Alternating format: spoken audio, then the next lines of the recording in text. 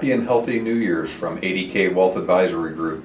Today we're located in the tundra of St. Louis. We've been experiencing snow and heavy cold, so for our clients down in Texas, we're wishing we were with you. In any case, our purpose today is really twofold. Recap 2013, look forward to the first half of 2014, and I'm joined by Rich Karowski, Certified Financial Planner, where he'll cover our thoughts around energy for the day. When I think of 2013, a central theme would be the grand experiment of central banks throughout the world. What I mean by that is, if you go back to 2008, where we had a major collapse of the financial industry as well as the financial markets, the central banks intervened with stimulus policy that was very much necessary.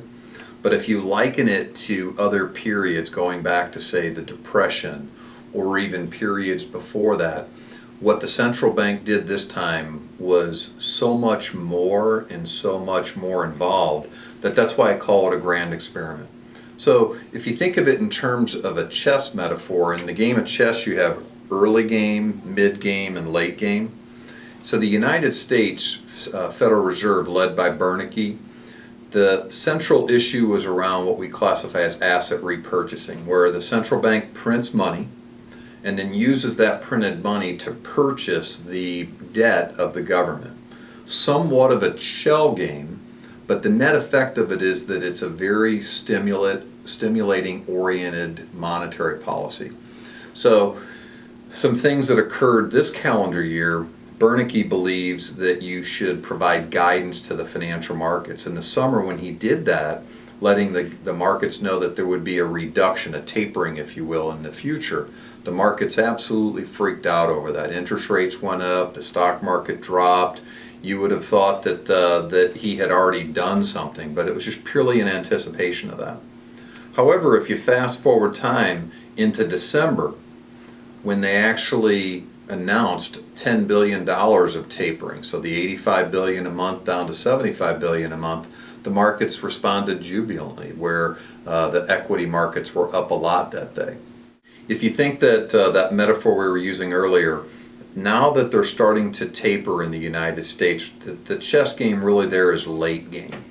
Some other issues that were very significant around the Fed were in the area of Bernanke's tenure coming to closure and Vice Chairwoman Yellen being nominated, and now the Senate has approved her to be the next chairperson of the central bank, which will be the first time in the United States history that a woman has been the chairperson, which is quite interesting.